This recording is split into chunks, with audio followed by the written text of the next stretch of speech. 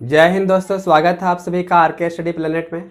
हम लोग class 10th NCERT विज्ञान का अध्याय 3 धातु एवं अधातु पढ़ रहे थे और उसमें से अभी तक हम लोगों ने धातुओं एवं अधातुओं के भौतिक तथा रासायनिक गुणधर्म के बारे में चर्चा कर लिए हैं। ठीक है, अगर आपने पीछे का वीडियो अगर नहीं देखा है तो आप मेरे चैनल आर के स्टडी प्लेनेट के प्लेलिस्ट पर जाकर उन सारे वीडियो को देख सकते हैं। वहाँ पे एक अलग से प्लेलिस्ट बना हुआ है धातु एवं अधातु करके, और या फिर आप इस वीडियो के डिस्क्रिप्शन में दिए गए लिंक के द्वारा आप पीछे का वीडियो को देख सकते हैं। तो चलिए हम लोग इसके बाद आगे देखते हैं। अब है धातुओं की प्राप्ति। ठीक है, धातुएं हमें कहाँ से प्राप्त होती है। देखिए, हम जानते हैं कि पृथ्वी जो है वह, अगर हम लोग इसको देखें पृथ्वी को, तो पृथ्वी जो है वो दो भाग में बटा हुआ है, एक स्थल मंडल और दूसरा जो है जल मंडल। ठीक है, तो पृथ्वी का लगभग 70% भाग क्या है, तो समुद्र है और 30% भाग क्या है, तो स्थल के रूप में है। ठीक है, स्थल के रूप में है। तो धातुओं की प्राप्ति हमें या तो समुद्र से होगी या फिर स्थल से होगी। ठीक है, तो धातुओं की प्राप्ति जो है वह कहाँ से होगी, या तो समुद्र से होगी या फिर स्थल से होगी।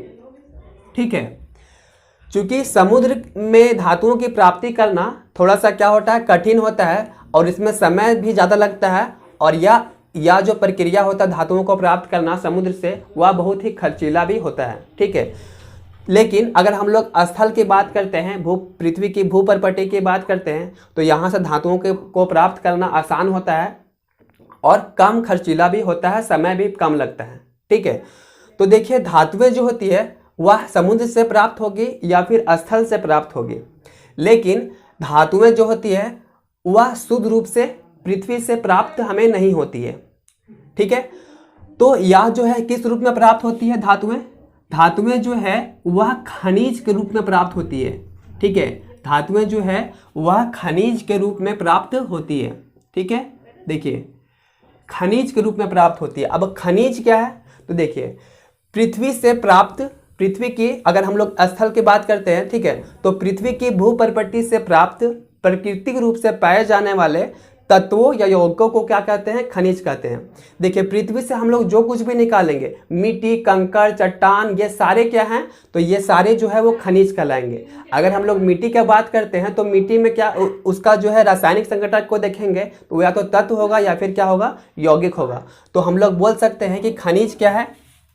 ठीक है, खनिज क्या है, तो क्या बोलेंगे, पृथ्वी की भूपर्पटी से प्राप्त, पृथ्वी की भूपर्पटी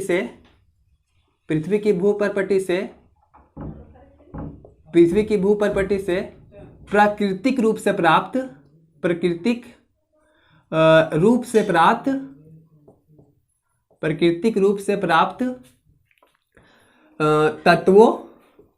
तत्वों या यौगिकों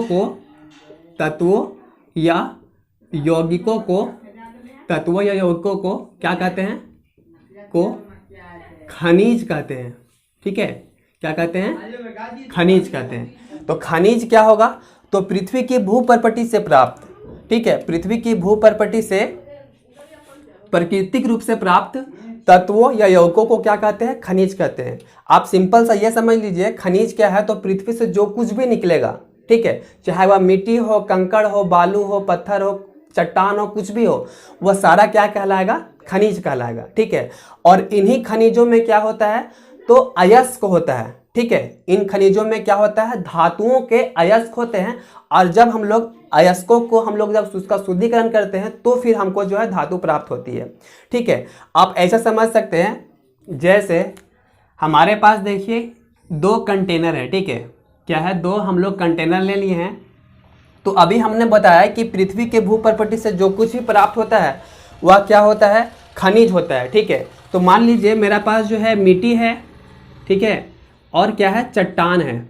ठीक है, चट्टान है। ठीक है, मिट्टी है और क्या है, चट्टान है। तो ये जो है क्या कहलाएगा, खनिज कहलाएगा। ठीक है, क्या कहलाएगा, खनिज कहलाएगा। लेकिन आप देखिए इसमें से अगर हम लोग लोहे का निष्कर्षण करना चाहते हैं, मतलब लोहे की धातु को अगर हम लोग प्राप्त करना चाहते हो, तो किसमें सबसे ज़्यादा मात्रा में क्या होगा, कि लोहा प्राप्त होगा, मिट्टी से या फिर चट्टान से। ठीक है, तो आप बोलेंगे कि चट्टान से, चट्टान से। तो देखिए चट्टान भी क्या है, खनिज है, मिट्टी भी क्या है, खनिज है, दोनों क्या है, खनिज है। लेकिन किसमें सबसे ज़्यादा मात्रा में धातु, लोहे की धातु प्राप्त होगा, तो आप बोलेंगे चट्टान में। ठीक है, तो ये जो है यह क्या कहलाएगा, ये जो है हमारा अयस्क कहलाएगा। क्या कहलाएगा, अयस्क कहलाएगा। ठीक है, ये क्या कहलाएगा, अयस्क कहलाएगा। तो हम लोग बोल सकते हैं कि कुछ खनिजों में, देखिए चट्टान क्या है, खनिज है। ठीक है, तो हम लोग बोलेंगे कि कुछ खनिजों में धातुओं की मात्रा ज़्यादा होती है और उसे हम लोग क्या कहते हैं, अयस्क कहते हैं। ठीक है, तो अयस्क भी हम लोग लिख लेते हैं कि अयस्क क्या होता है, अयस्क लिख लेते हैं। अयस्क क्या बोलेंगे, कुछ खनिजों में, कुछ खनिजों में धातुओं की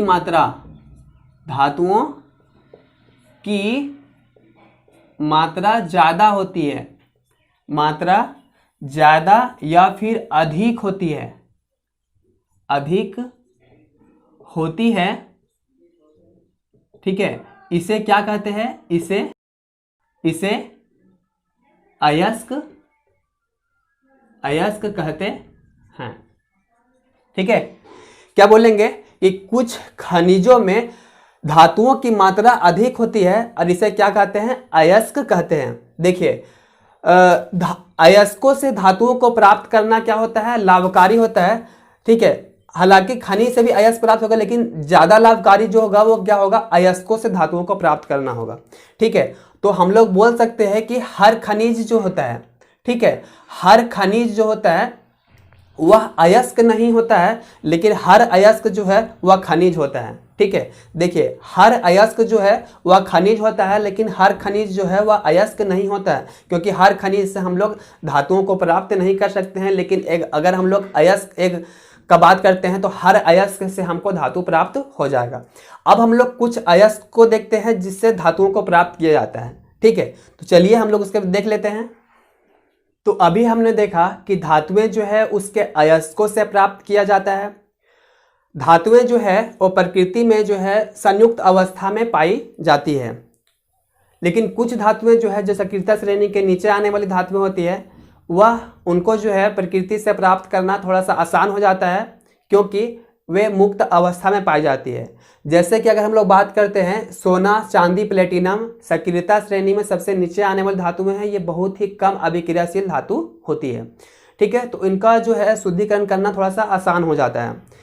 लेकिन कुछ धातुएं हैं जैसे कि सोडियम, कैल्शियम, एल्युमिनियम, तो ये सारा जो धातुएं हैं, देखिए सोडियम, पोटेशियम, कैल्शियम, ये सारा जो धातुएं हैं वो सक्रियता श्रेणी में सबसे ऊपर आने वाली धातुएं हैं और ये दूसरे तत्वों से अभिक्रिया करके उनके अयस्क का निर्माण करती है। ठीक है, तो देखिए यहाँ पे कुछ अयस्क लिखा गया है, ठीक है, और ये धातुएं लिखा गया है।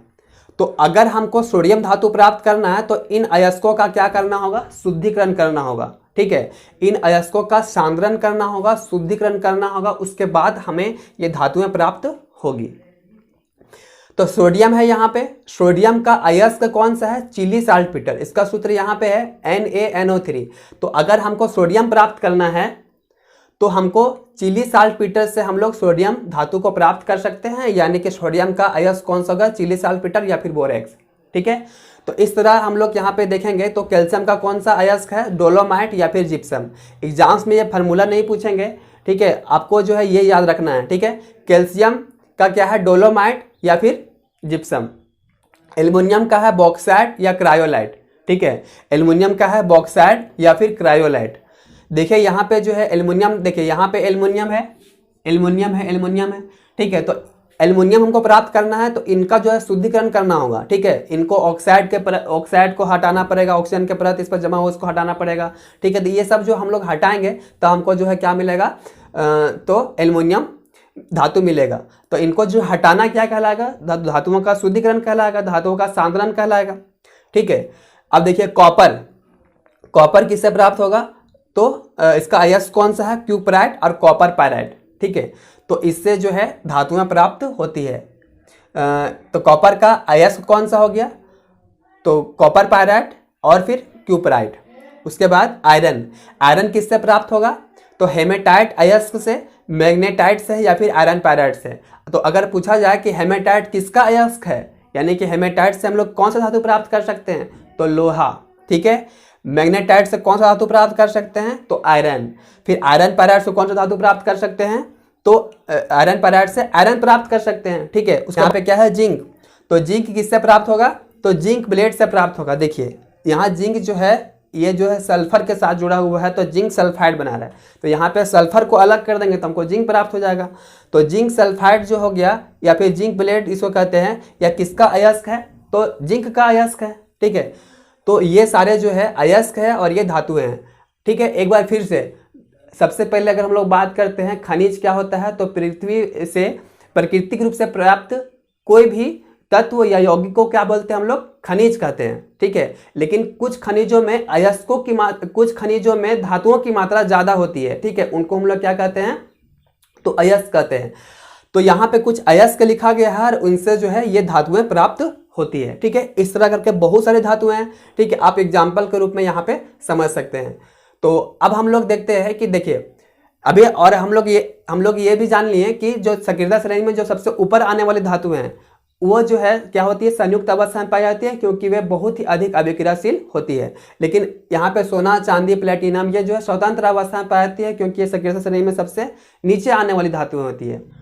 देखिए प्रकृति में धातु जो है दो रूपों में पाई जाती है, मुक्त अवस्था में और संयुक्त अवस्था में। ठीक है। अभी हम लोग देखे थे, देखिए सक्रियता श्रेणी में नीचे आने वाली धातुएं जिन पर वायु, जल या वाष्प का कोई प्रभाव नहीं पड़ता है, वे धातुएं स्वतंत्र अवस्था में पाई जाती है। ठीक है। जैसे यहाँ पे है चांदी है, सोना है, प्लेटिनम है।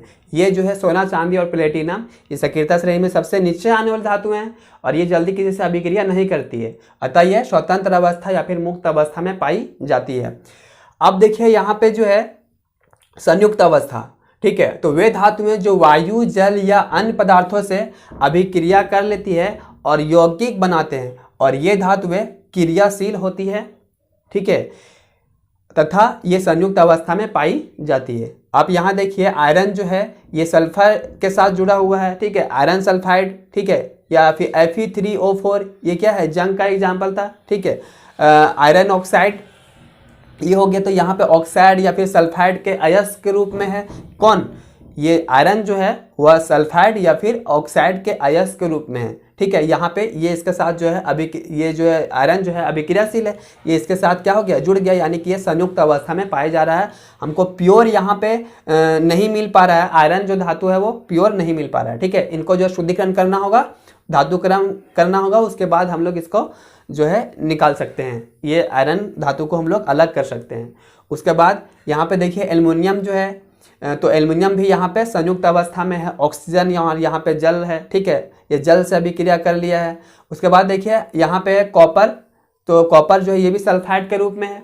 ठीक है। तो इनसे जो है जब हम लोग सल्फाइड को अलग करेंगे, सल्फर को अलग करेंगे, तो हमको प्योर क्या मिलेगा? कॉपर धातु मिलेगा। ठीक है। तो अब हम लोग देखते हैं धातु क्रम के बारे में। क्या होता है धातु क्रम? ठीक है। अब तक हम लोग अयस्क को प्राप्त कर चुके हैं। ठीक है। अयस्क से अब क्या करना है? धातुओं का निष्कर्षण करना है। ठीक है। धातुओं को जो है अलग करना है। तो यह प्रक्रिया क्या कहलाती है? धातु क्रम कहलाती है। हम लोग बोल सकते हैं कि अयस्कों से धातुओं का निष्कर्षण तथा उसका शोधन करना, शुद्ध करना क्या कहलाता है? निष्कर्षण कहलाता है। और यह निष्कर्षण जो है कैसे हम लोग धातुओं को अलग करेंगे, यह निर्भर करता है कि उसकी अभिक्रियाशीलता वो कैसी है। ठीक है। वह अगर अधिक अभिक्रियाशील धातु होगा तो उसका जो शुद्धिकरण होगा वो विद्युत अपघटन के द्वारा होगा। मध्यम श्रेणी के जो अभिक्रियाशील धातुएं होती है तो उनका शुद्धिकरण जो है वो कार्बन के अपचयन के रूप में होगा। ठीक है। कार्बन को हम लोग अपचयक के रूप में उपयोग करेंगे और अपचयन प्रक्रिया द्वारा मध्यम श्रेणी के धातुओं को हम लोग अलग करेंगे। ठीक है। और जो सबसे नीचे आने वाली धातुएं होंगी तो उनको हम लोग ये प्राकृतिक अवस्था में मुक्त रूप से जो है पाई जाती है, लेकिन इनको भी क्या करना होता है? शुद्धिकरण करना होता है। ठीक है।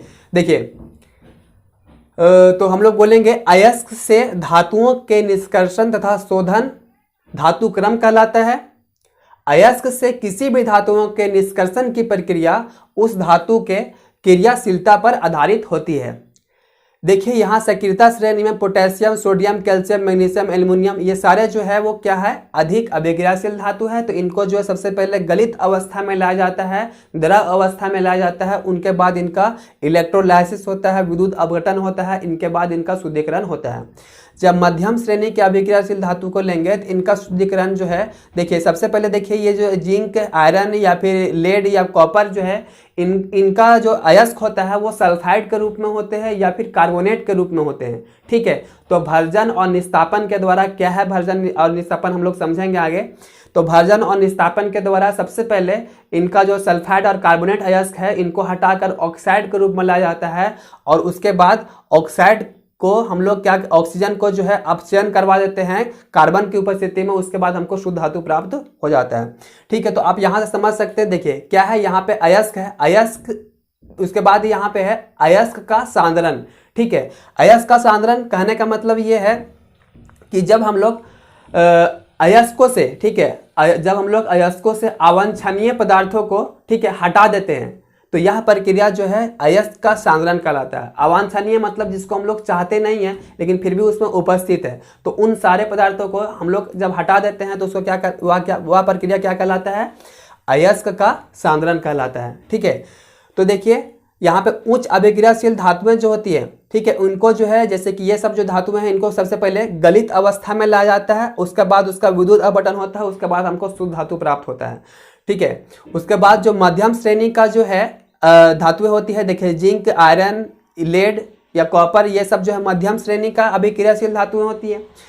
तो यह जो धातुएं होती है वह सल्फाइड के रूप में पाई जाती है या फिर कार्बोनेट के रूप में पाई जाती है। ठीक है, कार्बोनेट का अयस्क या फिर सल्फाइड के अयस्क के रूप में पाई जाती है।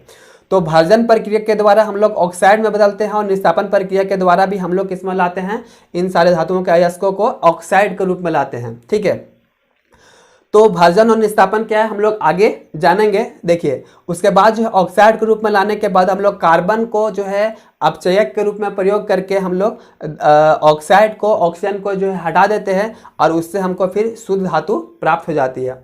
और जो निम्न अभिक्रियाशील धातुएं जो होती है तो उनका भी वो जो है या तो क्या होगा, सल्फाइड अयस्क के रूप में होगा। तो सल्फाइड अयस्क को हम लोग कैसे हम लोग निष्कर्षण करते हैं, धातुओं को कैसे निकालते हैं, तो देखिए सल्फाइड अयस्क से भर्जन करते हैं, तो यहाँ पर भी क्या होगा, भर्जन से हम लोग करते हैं, और उससे फिर क्या होता है, धातुएं जो है अलग हो जाती है। ठीक है, देखिए हम लोग समझ सकते हैं निस्तापन क्या है, तो क्या बोलेंगे, कार्बोनेट अयस्क को। ठीक है, हालांकि इसके बारे में हम लोग आगे बढ़िया से पढ़ेंगे।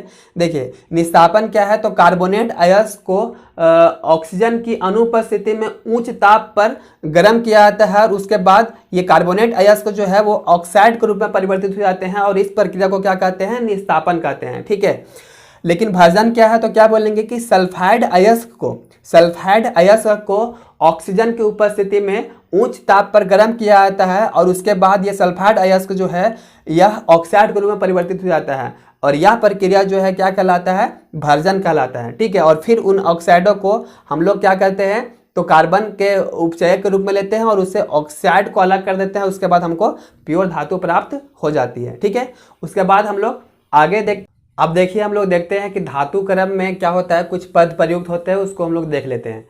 ठीक है, देखिए यहाँ पे है गैंग।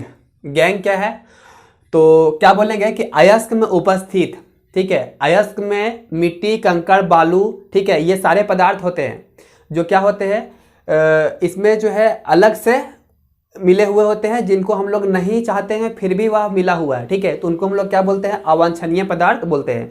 ठीक है, तो क्या बोलेंगे कि अयस्क में उपस्थित बालू, कंकड़, मिट्टी, अयस्क में उपस्थित बालू, कंकड़, मिट्टी आदि अवांछनीय पदार्थों को क्या कहते हैं, गैंग कहते हैं। ठीक है, गैंग क्या है, तो अयस्क में उपस्थित बालू, कंकड़, मिट्टी आदि अवांछनीय पदार्थ जिसको हम लोग नहीं चाहते हैं। क्या हम लोग बालू को चाहते हैं, कंकड़, मिट्टी ये सब नहीं चाहते, हमको जो है क्या प्राप्त करना है, धातु प्राप्त करना है, लेकिन धातु के साथ जो है बालू, कंकड़, मिट्टी ये सब चीज़ जो है मिला हुआ है, ये अवांछनीय पदार्थ है।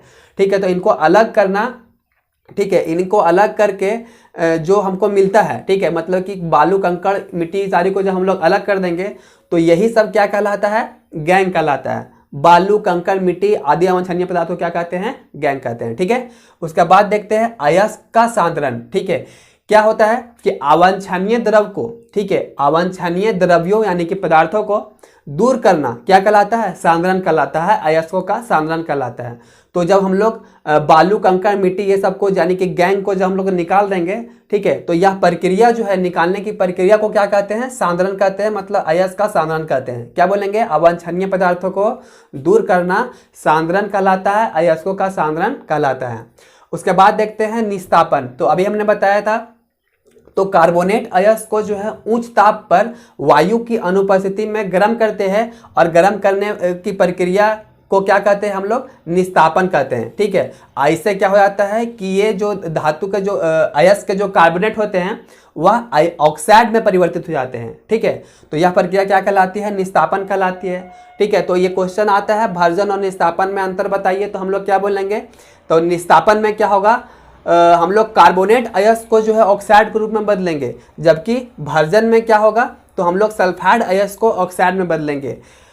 निस्तापन में होता है कि हम लोग वायु की अनुपस्थिति में अयस्कों को गर्म करते हैं, लेकिन भर्जन में क्या होगा कि हम लोग सल्फाइड अयस्क को जो है वायु की उपस्थिति में गर्म करते हैं, और उसके बाद हमें ऑक्साइड प्राप्त होता है।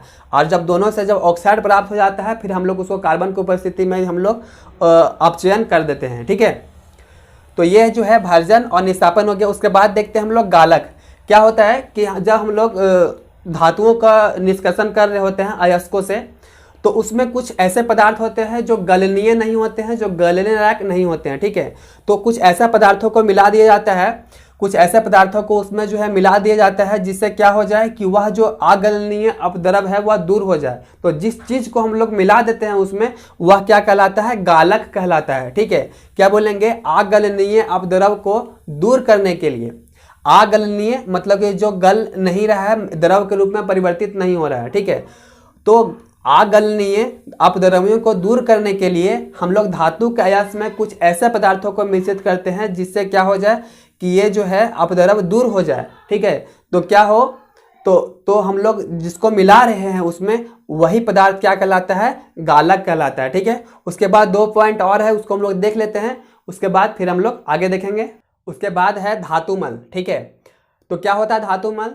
तो अद्रवणशील पदार्थों को द्रवणशील पदार्थों में परिवर्तन करके अयस्कों के मिश्रण से क्या करते हैं? हम लोग उसको बाहर कर देते हैं, ठीक है। तो जो चीज बाहर निकलता है उसको हम लोग क्या बोलते हैं? धातुमल बोलते हैं। जो अद्रवणशील पदार्थ होता है, जो द्रव के रूप में बदलने लायक जो पदार्थ नहीं होते हैं, तो उसको हम लोग क्या करते हैं? तो द्रवणशील पदार्थों में परिवर्तन करके, ठीक है, परिवर्तित करते हैं। कोई मेथड से हम लोग क्या करते हैं? उसको परिवर्तित करते हैं, और उसके बाद हम लोग क्या करते हैं? उस अयस्क के मिश्रण से उसको बाहर निकाल देते हैं। तो जो पदार्थ बाहर निकलता है, यानी कि जो अद्रवणशील पदार्थ था, जब वो बाहर निकल जाएगा तो बाहर निकाले गए पदार्थ को क्या बोलते हैं? हम लोग धातुमल बोलते हैं, ठीक है। ये जो है क्या होते हैं, जब इसको हम लोग अलग करते हैं तो ये ऊपर में तैरने लगते हैं, तो इसको फिर अलग कर लिया जाता है। उसके बाद है यहाँ पे प्रगलन। प्रगलन क्या है? तो अभी हम लोग देखे थे कि भर्जन और निस्तापन के द्वारा धातु के अयस्क जो रहते हैं वो ऑक्साइड में बदल जाते हैं, ठीक है। तो फिर उन ऑक्साइडों को जो है कार्बन के अपचयक के रूप में हम लोग उपयोग करते हैं, और उससे फिर हम लोग को धातु शुद्ध धातु प्राप्त हो जाता है। तो यहाँ पर भी वही चीज़ है। देखिए प्रगलन क्या है? धातु ऑक्साइड को कोक के साथ यानी कि कार्बन के साथ गर्म करके धातु के ऑक्साइड में, ठीक है, धातु ऑक्साइड में परिवर्तित किया जाता है। धातु ऑक्साइड में परिवर्तित करना क्या कहलाता है? प्रगलन कहलाता है, ठीक है। तो हम लोग यहाँ तक पढ़ लिए हैं। उसके बाद हम लोग देखेंगे कि कौन कौन सा मेथड है जिससे हम लोग धातुओं का निष्कर्षण करते हैं, उसका शुद्धिकरण करते हैं, ठीक है। इसके बाद हम लोग अगले वीडियो में पढ़ेंगे। तो ठीक है, फिर हम लोग मिलते हैं अगले वीडियो में।